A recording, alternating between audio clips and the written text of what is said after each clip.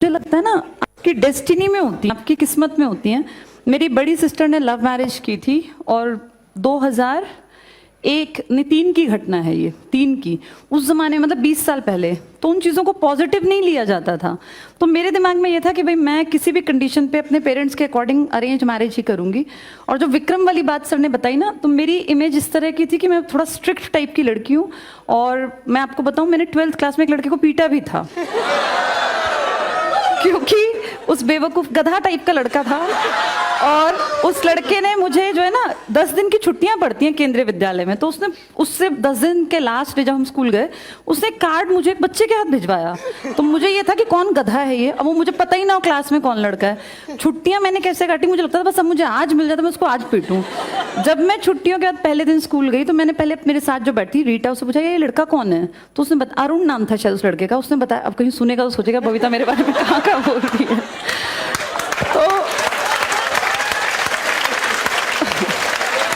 उस लड़के ने, मैंने जाके 12th जैसे बड़ी क्लास हो जाती है ना लास्ट डेज से, अब सर्दियों के आसपास की बात थी, दिसंबर जनवरी की बात होगी क्योंकि दिसंबर में छुट्टियां पड़ती हैं।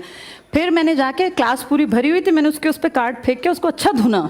अब जैसे कोई गलती में होता तो थोड़ा डरता भी है, वो लड़का बैठा होता, मैंने थप्पड़ ही थप्पड़ उसके पीछे पीठ पे चांटे, जहाँ मतलब जैसे हुआ कि वो बेचारा उठा ही नहीं टेबल से। फिर हमारी क्लास में एक थोड़ा सेंसिबल सा लड़का था दीपक, वो आया और उसने कहा बेटा मैं इसकी तरफ से माफी मांगता हूँ, गलती हो गई ये वो पूरे में फैल गई। फिर साइंस स्ट्रीम में, कॉमर्स में, सब मुझे देखना है कौन है बबीता त्यागी। तो मेरी इमेज थोड़ी इस तरह की थी कि मैं स्ट्रिक्ट लड़की हूँ, और वो डाइट में भी कैरी ऑन रही। तो इसलिए विक्रम को विश्वास नहीं हुआ कि बबीता त्यागी इसके साथ बैठ के ऐसे चली जाएगी। 2 साल हम डाइट में थे। कितनी बार ऐसा होता था मैं लेट पहुंचती थी, हमारे यहाँ से साधन नहीं थे, और विक्रम एक अच्छा लड़का था, हम अच्छे दोस्त थे, ऐसा नहीं कि हम जानते नहीं, मेरा सीनियर था। और मेरी जो बेस्ट फ्रेंड थी उसके पिताजी के पास वो पढ़ता भी था। तो मुझे पहले से पता था कि विक्रम का उस जमाने में अफेयर चल रहा था, उससे उसने शादी भी की, दोनों बहुत अच्छा पेयर बनाते हैं। ये बात सर नहीं जानते थे, वो जो पीछे पीछे जाने वाली बात थी ना, मुझे तो पता था विक्रम कहीं भाई इन्वॉल्व है, उससे शादी करेगा, बाकी क्लास नहीं जानती थी। तो बताने का ये औचित्य है कि भाई आपकी जो पर्सनालिटी है ना, आपका जो कैरेक्टर है, जीवन साथी हर कोई अच्छे कैरेक्टर का ढूंढता है, कोई जीवन साथी को घटिया कैरेक्टर का नहीं। क्योंकि जीवन साथी का मतलब है आपकी अगली पीढ़ियां उससे प्रभावित होंगी। आप किसी कैरेक्टरलेस आदमी से शादी करते हैं, किसी कैरेक्टरलेस लड़की से शादी करते हैं, तो आपकी पीढ़ियां बर्बाद हो जाएंगी। लड़की को आगे तक की पीढ़ियां बढ़ानी होती हैं। तो मेरा पर्सनल ये मानना है कि कैरेक्टर पहली प्रायोरिटी पर रखना। शक्ल तो देखी जाती है, शक्ल सबकी ढलनी है, 50 के बाद कोई सुंदर नहीं रहेगा, झुर्रियां सबके चेहरे पे आएंगी, बाल सबके सफेद होंगे। तो पहली चीज जो चलेगी ना वो आपका चरित्र है, आपका चरित्र, आपकी काबिलियत। अगर ये 2 चीजें स्ट्रांग हैं तो फिर आप अच्छे जीवन साथी बन सकते हैं। और परिमल सर में दोनों चीजें ठीक ठाक सी थी, तो इसीलिए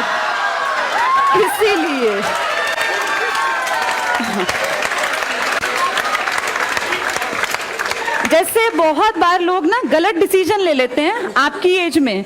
कितनी बार मैं देखती हूँ कि बच्चों ने गलती में शादी कर ली, फिर आगे बड़ा दुखी होना पड़ा।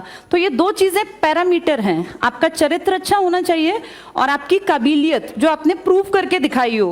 वो ये नहीं कि काबिल आप है बस आप ही जानते हैं, ऐसा नहीं होना चाहिए। तो अपने आप को प्रूव करो, फिर ये सब चीजें बहुत अच्छी पॉजिटिव तभी चल पाएंगी। अच्छे रिश्ते पैसे की डिमांड करते हैं, ये कड़वी बात है लेकिन सच्ची बात है। आप अच्छे जीवन साथी तभी बन सकते हैं जब आप कमाते हो। बिना कमाते आप जब गांव में रहेंगे, आपके घर में बिजली नहीं है, टाइम पे गर्म पानी नहीं है, गीजर नहीं है, तो आप कितनी अच्छी लड़की चुन लेना, रोज आपको ताने मारेगी और फिर आप उससे फेडअप हो जाओगे। तो इसलिए अच्छा जीवन साथी जब चुनो तो ये भी ध्यान रखना कि वो इंडिपेंडेंट होना चाहिए, पैरों पे खड़ा हो, दोनों मिलके इतना कमाओ कि अपनी लाइफ को बेहतर बना सको। हम कोई अमीर घर में नहीं पैदा हुए, सर किसानों के परिवार से थे, मेरे फादर एक छोटी सी जॉब में थे। हाँ, बस इतना था कि हम दोनों ब्लेस्ड थे, हमें पढ़ने लिखने का माहौल मिल गया। लेकिन देखो हम दोनों ने अपनी लाइफ को खुद एक सही डायरेक्शन दी। मैंने अपनी जिंदगी को 20 साल में इस काबिल बना लिया था कि मैं 4 लोगों को बैठा के खिला सकती थी, क्योंकि एक सैलरी पे आप एक परिवार पाल लेते हैं। परिमल सर ने भी बहुत यंग एज में जब पिताजी चल बसे तो सारा घर परिवार संभाला। कहने का ये मतलब है कि सिर्फ देख के कि मैम और सर ने ऐसी शादी कर रखी है, सक्सेसफुल आज कहाँ पहुंच गए, इस इसको मत देखना, ये देखना कि हमने वो डिसीजन लेने से पहले अपने आप को कहाँ तक पहुंचा लिया था। हम दोनों काबिल थे। मेरी जॉब 100% गारंटी मुझे पता था लगेगी, क्योंकि मैं पहले से इसके लिए बहुत पहले से मेहनत कर रही थी। ऐसे ही परिमल सर भी अचानक से सक्सेसफुल नहीं हुए। परिमल सर वहां पढ़ने आने से पहले एक सक्सेसफुल आदमी थे। तो जब दो सक्सेसफुल लोग मिलकर आगे चलते हैं ना, तो वो जिंदगी को बहुत बेहतर बना पाते हैं। तो सिर्फ किसी को ऐसे देख के ही सोचना कि हम भी ऐसे बन जाएंगे, ऐसा पॉसिबल नहीं है। बहुत मेहनत करनी पड़ेगी। तो मैं आज हम यहाँ खड़े हुए दिखते होंगे, बहुत लोगों को लगता होगा ऐसे ही हम भी आगे जाके बन सकते हैं, लेकिन हमने बहुत मेहनत की है। हम मेहनत करके कोई भी हम जैसा या हमसे बहुत बेहतर बन सकता है। और मेरी तो दिली इच्छा है कि तुम खूब पढ़ो, खूब लिखो, आगे बढ़ो और हमसे बेहतर बनो, तो हमें भी दिल से खुशी होगी। ऑल द बेस्ट मेरी तरफ से।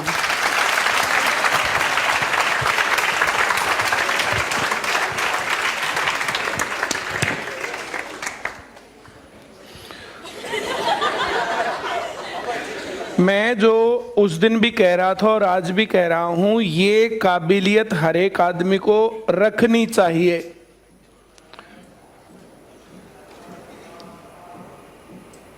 जब मैंने प्रपोज किया और जब मैडम ने हाँ की, तब उसके बाद वैसे तो मुझे लव मैरिज नहीं करनी थी, घर वालों की ही मर्जी से शादी करनी थी, लेकिन अब तो करनी ही पड़ेगी।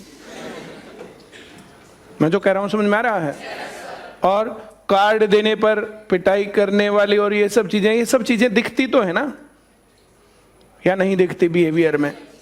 क्यों? एक कोई कहे बोला तू सुमन ने जाना है, बोला कौन सी आइसक्रीम के चक्कर में क्यों तो के पास से मोटरसाइकिल पे बैठ ले थी, या जिसकी ये इमेज कि बबीता त्यागी तेरे पीछे हो ही नहीं सकता।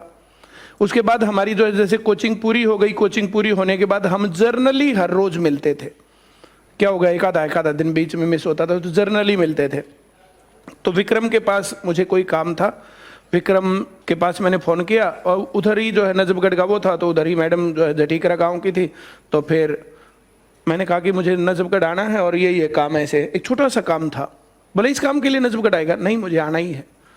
तो फिर मैं वहाँ गया, मैं मिला उससे, तो फिर वो काम हो गया। बोलो तुझे क्यों आना था? मैं मुझे बबीता से मिलना था। तुम अब भी मिलते हो? मैं कहा हाँ। बोला आई कांट बिलीव। मैं मेरे साथ चल। कुछ लोग देख करके ही मानते हैं।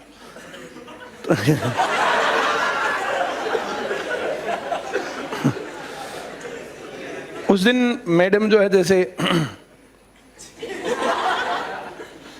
3 दिन में हम मिले थे। 3 दिन में मैडम ने एक तो जो अपने बाल छोटे कर लिए, जैसे जो बड़े बाल थे तो छोटे कर लिए, गर्मियों का टाइम था, और बाल छोटे करके और 3-4 दिन तो खूब हलवा दे मुंह जो है जैसे था ना तो पूरा गोल, तो मोटी हो गई। अब उधर से आई, अगर ये ना बोलती तो मैं सोचता कि उसकी बहन है। तो फिर आई और जैसे भाई अब जो मेरी पहचान में नहीं आ रही, ऐसा थोड़े कि इसकी में नहीं आ रही, मैं तो आ ही रहा था। तो आकर के बाइक पर बैठे और हम चल पड़े, और विक्रम वहीं थोड़ा सा पीछे था। फिर उसने अपना कैमरा, उस टाइम पर कैमरे के फोन नहीं चले।